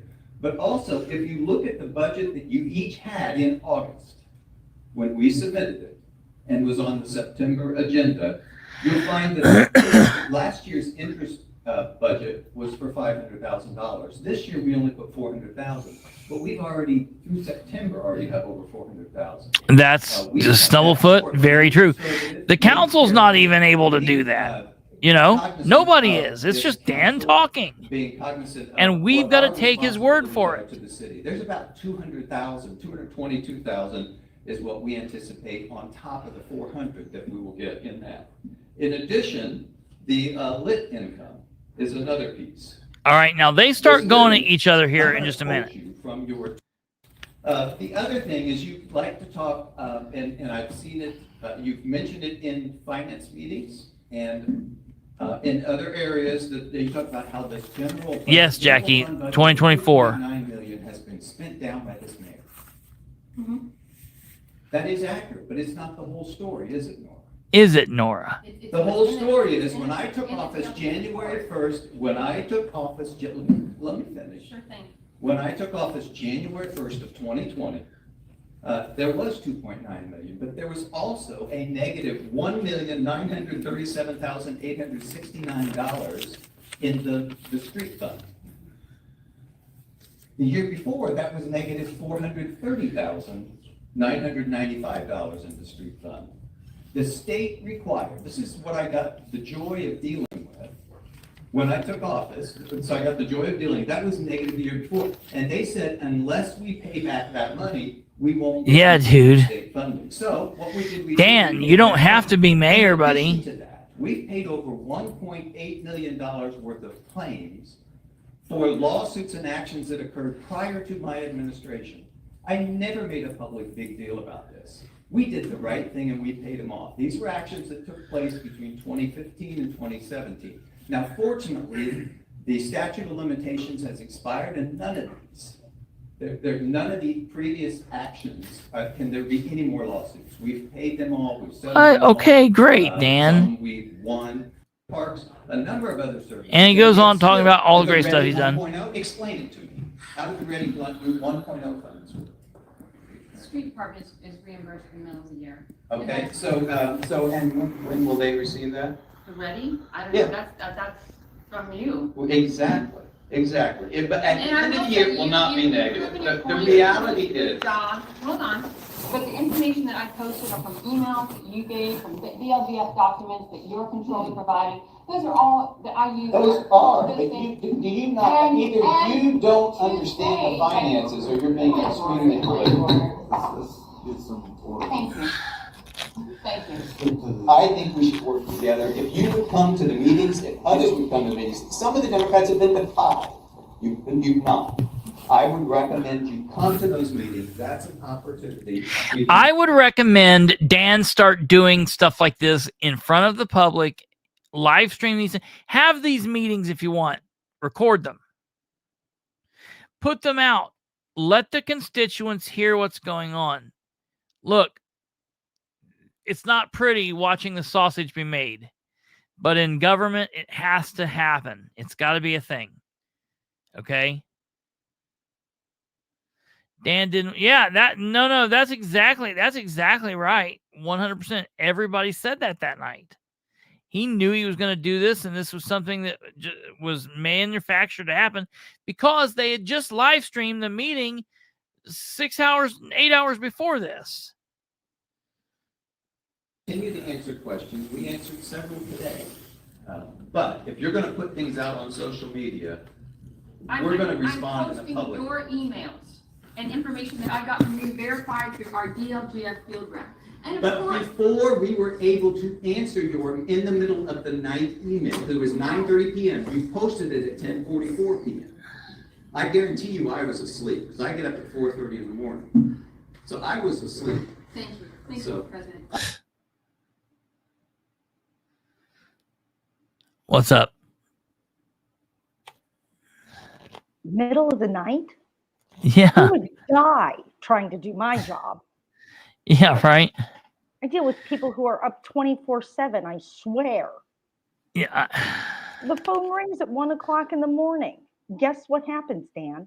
I pick it up because, oh, that's my job. Yeah, right. You are an elected official. You are the mayor of a city. You are on duty, I'm sorry to say it, 24/7. Yeah. If the shit hits the fan at 10 o'clock at night, because there's some kind of, God forbid, another mass shooting at night, are you just not going to take the call because it's after 9 o'clock at night? Oh, yeah, right. I mean, good question. You don't Good have question. that option. It's This wild is to hear him budget say that. season. It's Budget also is an emergency thing in my Yeah. mind. It Yeah. needs to be taken care of. If your counselors have questions, I don't care if it's 2 o'clock in the fucking morning. You Yeah. answer the question. It's also Period. wild to hear that 9:30 is the middle of the night. Yeah, 9:30 is the middle of the night. My 12-year-old's still awake playing Yeah, video right. games. Yeah. The middle of the night. Give me a grow up. That's exactly. I'm sorry. That just No, pissed no, me that's fine. I agree. It's great. I appreciate the opportunity, but your estimates are often not accurate, and we are tired of it. We want to work together. We are because we tired want of to do it. a good thing for the citizens. Thank you. And then they call the question. You're not going to let the citizens speak? So they call the question to not let the citizens speak. This is maddening. Of course, you heard me say you're not going to let the citizens speak. A lot of people ask this. Big ordeal. It's crazy. And like counselors were pushing back against it. It was just really crazy. So since the question had been called, which ends the discussion, and a vote has to be taken, but several citizens and a couple counselors pushed back. Can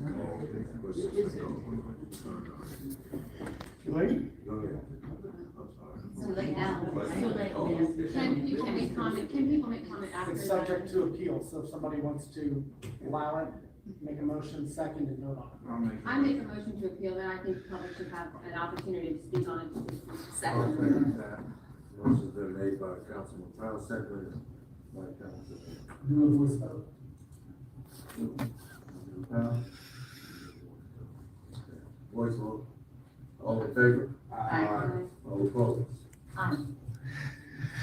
So, Nora, several counselors said they wanted the public to speak. So Nora appealed the question. Sarah Gullion seconded the appeal. They then did a voice vote. 8 counselors voted to appeal to not do the question so the citizens could speak. Rose Selvey was the only person that voted no, meaning she did not want the citizens to speak. And I don't understand. I tried calling her the other day. I need to find out. I need to talk to her and ask, like, what was going on this night? Because I want to hear it from her own mouth. Letter to continue to allow public comment. So Roe don't want the public to say anything. That's A month and a half ago, there was a press conference out on the steps, and the mayor indicated that we were going to be short $1.5 million roughly in property tax SB1. At the same press conference, in light of that loss of funding, it was suggested that we will initiate an effort to have employees move from full-time to part-time because of the shortfall in funds. Employees that who choose to do that would lose their benefits. Then we said we're going to change our insurance carrier that's going to save us approximately $1 million. And on multiple occasions, this council requested proof from the insurance company. And I would like to show of hands. Did anybody get that proof from the insurance company? Or have the only proof we've gotten is a memo from this administration? Did anybody receive something from the insurance company verifying $1 million savings? Anyone? Well, we got an email. The information came from the insurance company and it was sent to us. Presented tax. You got a graph. So that was that graph I think I saw. Yes. But that was not from the insurance company. Yes. No, it came from Mayor right now. The email was not. The email was not. So there's a little bit of confusion over this. The graph. Dan sent the email. The counselors asked him, they didn't want an email from him. They wanted an email from the insurance company. So if they're going to do that, why don't they send the graph? Why don't they send everything? The graph was from the insurance company, but Dan sent it along with explanation, which is what they said they did not want. It wasn't numbers that they came up with. Then we said at the same time, we're going to also take 2 positions that this council voted to unfund a year ago. And now we're going to fund them out of the general fund.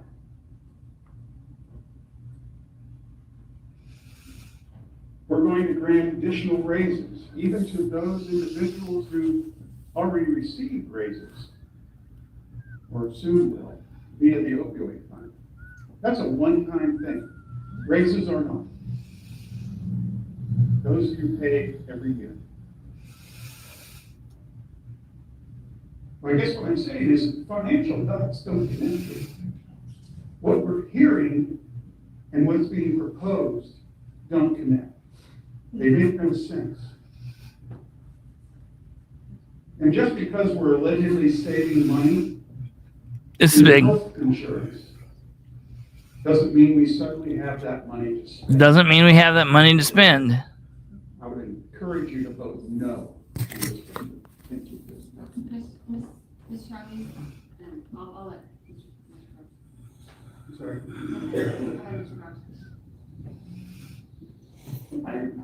I just want to come up here and say that, after listening to that, it's really disheartening. So then Cameron Grubbs gets up. He spoke several times, and he kind of lays out basically the same thing and talks about how the mayor is just going on. Now, listen, I want you to hear Wayne Skate. I'm very, very disappointed in what happened. I really didn't understand. I'm just so disappointed. I really don't agree with the way it seemed like an attack that the mayor did on Miller Powell. I really, I supported the mayor. I have no problem with the mayor. Supported the mayor. I have no problem with the mayor. But I don't agree with that attack you did. Man. I don't agree with that attack. That wasn't good at all. And, I don't understand. Last year, those two positions that was cut were cut by two people that were Democrats. Then they turned Republicans and say, bring them back. And then the mayor say, let's not play politics.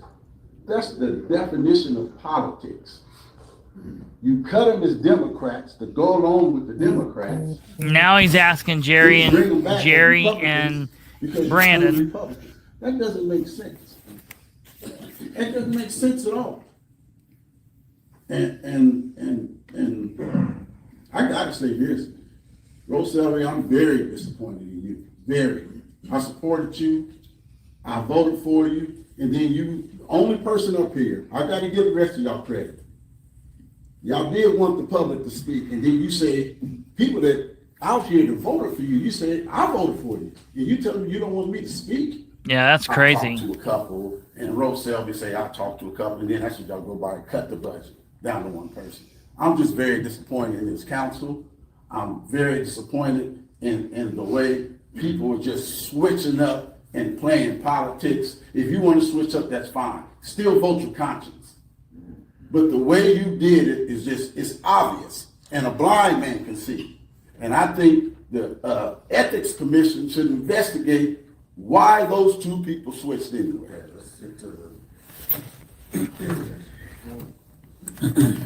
Kristopher Bilbrey. It's always strange when politicians, Republican or Democrat, gripe about playing politics. That's what this is. It shouldn't be that way, but that's what this is. You guys are people that ran. You're citizens of Muncie. The mayor's a citizen of Muncie. Some of you are Republicans. Some of you are Democrats. Some of you don't know what you are. Okay, but the problem is, the thing that happens is, it's the same. It goes back and forth. It's a seesaw. We all know it. So to gripe about it and to act like we don't understand that it's going to happen is kind of ridiculous, because it's just what happens. I feel like anybody that knows Councilor Powell and has known her for any length of time knows that she does a lot of work at night. I assume she works. I don't know what she does during the day. A lot of people have day jobs. But it's well known that she emails late at night. And for the mayor to have a problem with something that she's posting on her social media, if he's got a problem with that, he has a whole team that can put out his other side of that. And so I think it's interesting that he's so caught up in the matter of, doing it publicly. That's what we want. We want the mayor to do his job publicly. Blaming people for not coming to meetings, or this person, okay, I get it. I mean, maybe he's right about that. Maybe he has a legitimate gripe, and maybe she should go to those meetings, and her voters should be concerned about that. But to say, well, I'm not going to answer an email because I got it at 9:30 and I'm asleep at 9:30. What about all those next hours that next day? Yes. All those next hours, that next 24 hours that he could have answered. Yes. Any one of you.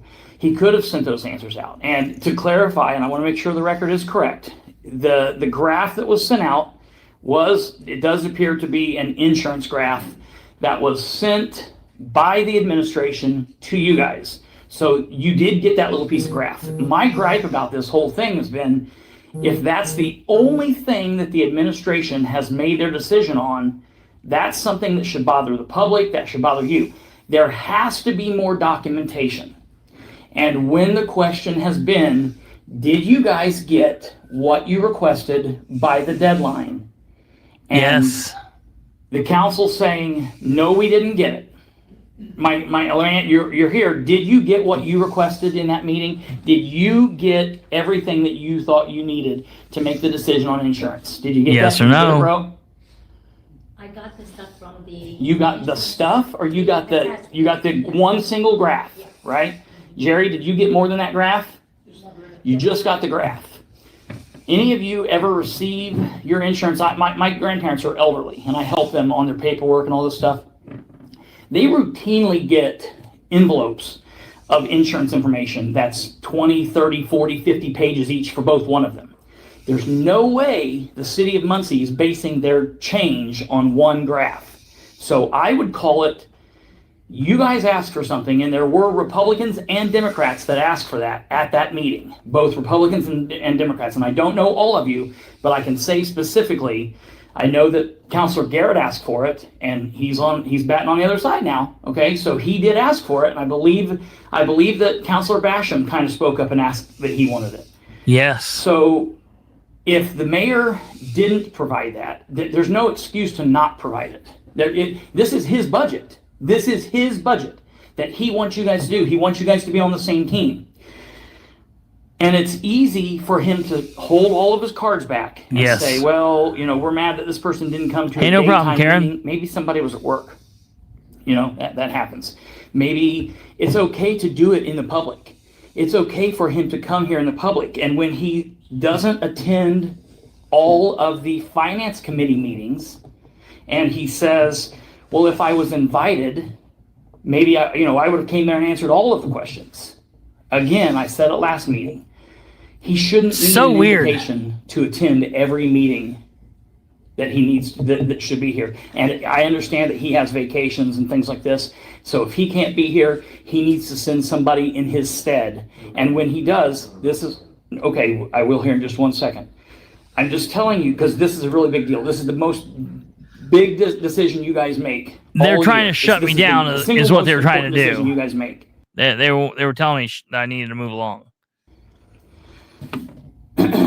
So I too want to share my disappointment with Councilor Dishman and Councilor Garrett, because you guys should be asked every day from this point forward, were you lying last year when you defunded Amber Green and the deputy mayor and Matt Wegley, or are you lying now when you voted to fund them?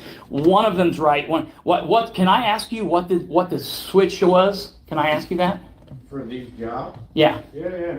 So, have you not seen, me personally, let's say me, and I can't speak for Jerry, I can speak for me, and I always speak, might be wrong, but what I say is how I feel, okay?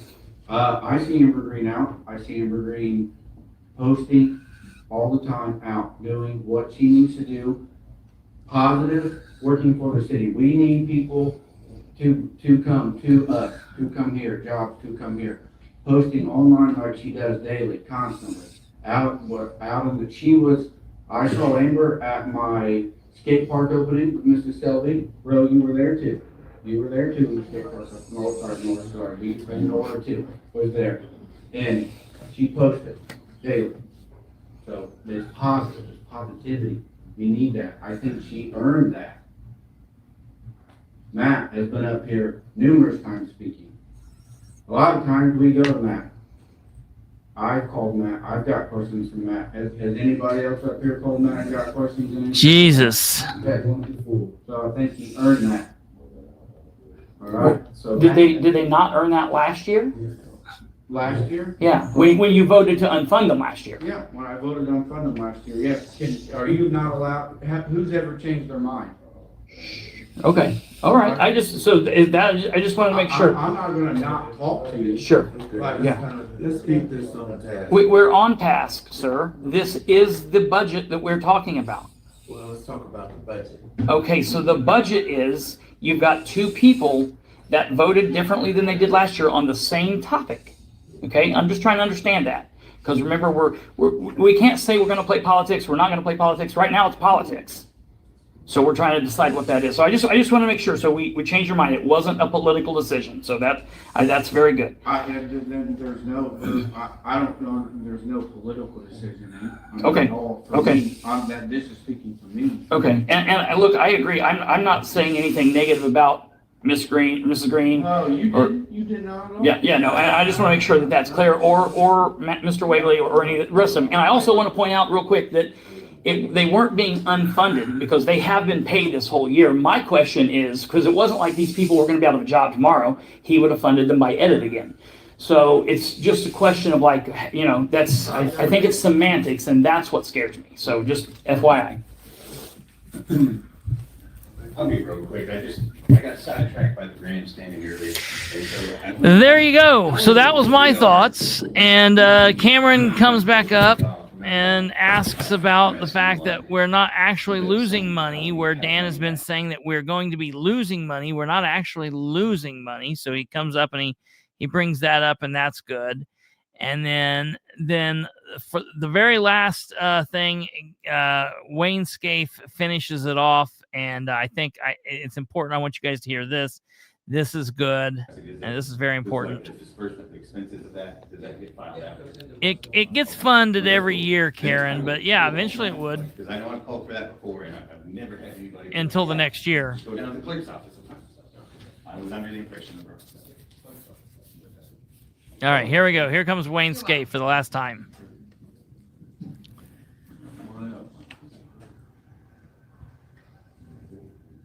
This is very interesting. I got one more question. I'm sorry. Well, now he's been up 4 times. Okay, here we go. I just want to know, when they cut the jobs last year, the mayor brought them back. This is a really good question. Yes. So if this wasn't political, and it wasn't suggested by the mayor that job be cut, human rights, you be bringing that job back to the fund? Great question. Great question. When they cut Amber and Matt and the deputy mayor last year, Dan hustled to make sure they were taken care of. Got one of them a job, brought 2 of them back under edit. So now he's asking, if this isn't a political thing, is Dan going to bring back the human rights investigator that they unfunded? Is he going to bring her back through edit? So we're going to have to follow that up. You're absolutely right, Keith. That's exactly right. Will that job come back through edit? That's exactly right. One audience member is not supposed to be asking. You'll need to direct the question to us. No, you just asked the mayor a question. And he Oh, answered. so this is important. And you asked questions. Funds like the 2 last year. So Matt Wegley yelled point of order because Wayne Scaife was asking a question of the mayor. Supposed to be asking. You'll need to direct the question to us. No, you just asked the mayor a question and he answered. And you asked questions. I'm just saying. Well, y'all can't answer if the mayor's gonna bring it back to edit funds. Not again. Wayne's like, you guys can't answer if the mayor's going to bring it back through edit funds. I got to ask the mayor, and I love that. Wayne, I understand what you're But you asking. see the politics in that? And I'm not gonna Didn't we just comment say on we're gonna take politics but- out? But that would be at the discretion of the mayor, how I've we been- do this to set I that understand, down. but that's the correct answer, but So, I've been in plenty city council meetings I have. and somebody yelled back and they didn't answer. And now this guy Listen to this. wanna say, so Just remember, believe me, I'm doing this for purpose, because I'm doing this for purpose. I'm gonna yell it every time. Setting the tone. You're setting the tone. I appreciate it, because we're setting the Robert's tone. rule of order. We setting the tone. So one time, Wayne's gonna keep them in. He's gonna keep them police from now on. He answered the question. You believe I'm going to say something? Because now we set the Yes, tone. he does. And I don't I'm want gonna talk to anybody else him. yelling anything. Yes, he does. But I got one more comment to make. We talking about politics. Now, and I love Wayne. I love Wayne. I love him. I told Stan this the other day, but I got to correct him here. He gets a little wobbly here. Now listen to When this. the mayor was sitting up there on the city council, and the same person was head of the finance committee, and just for clarification, I just want to I clarified this with her earlier. And Nora Powell went against her own party on the budget, and it cost her an election.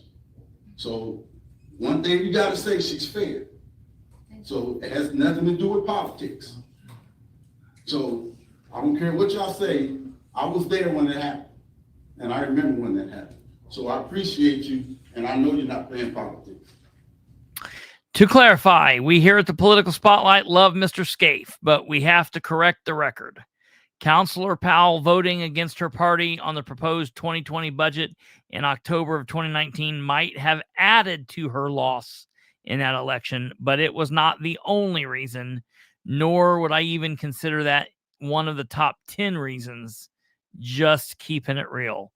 Nora lost that election right, fair and square, should have lost the election, needed to lose the election. And you know what? Maybe it did. It helped her out, and I'm willing to give her a little bit of the benefit of the doubt. She's been good here so far in the last this year. So I appreciate what Nora's doing. I hope Nora keeps this up. I'm still very leery of her, as I'm sure she's very leery of me, and that's fine. But I will call her. I'll call her out when that needs to be, and I will tell her she's doing a great job when that needs to be too. But this was kind of in fun. So from there, he sits down. Absolutely. And they call the question. Yes. Question, roll call vote on Ordinance 3025, the proposed 2026 budget for the City of Muncie. Basham, a Republican, voted yes. Garrett, a Democrat turned Republican, voted yes. Yes. Selvey, a Republican, voted yes. Powell, a Democrat, voted no. Dishman, a Democrat turned Republican, voted yes. McIntosh, a Democrat, voted no. Green, a Republican, voted yes. Gullion, listen to Gullion. Yes. Because we would lose 1.6 million, I'm gonna have to pass this budget. Yes. She said, because if I didn't vote for this, we would lose 1.6 million. I have to vote for this budget. No.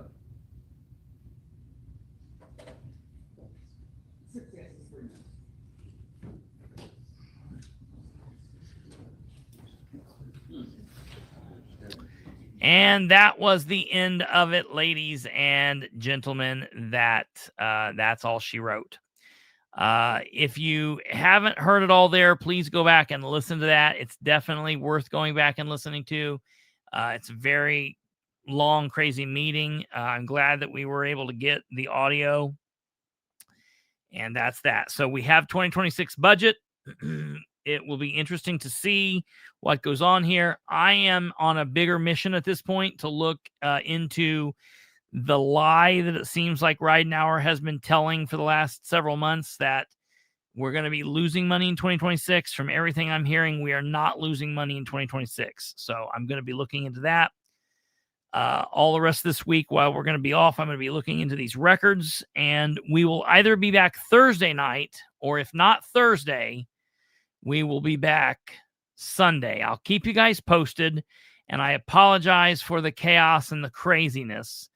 Please bear with us. We've had a loss, a death in the family. I've got my brother's flying in from Sicily. He'll be here from tomorrow through Saturday, so I want to spend some time with him. Think we're going to go to the shooting range and do some of that, and have some fun while we also are dealing with family stuff. So we're going to be doing that. I am going to be working during this time, but I'm just not going to be fighting having to make the show and do all that stuff and be in a place right at 9. So we will not be live tomorrow. We will not be live Wednesday. And more than likely, we will not be live Thursday. I will let you guys know. You'll see it on social media. If we are live Thursday, it'll be in the Duck. We'll be up early. So I'll keep you guys posted. Stay tuned to my Twitter.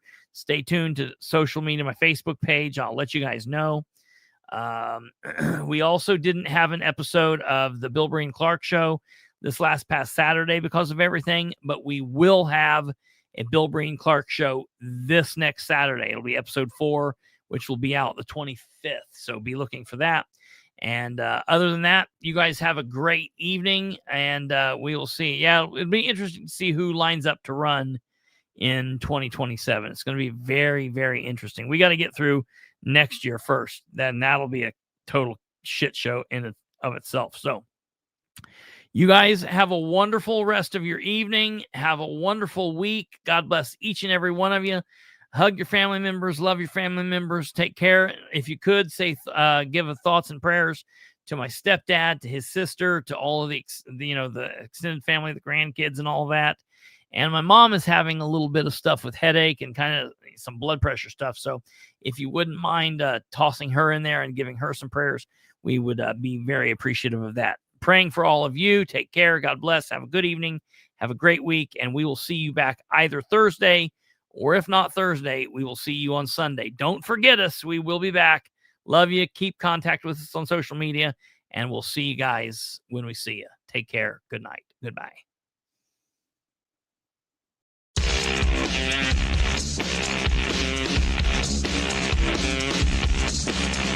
back.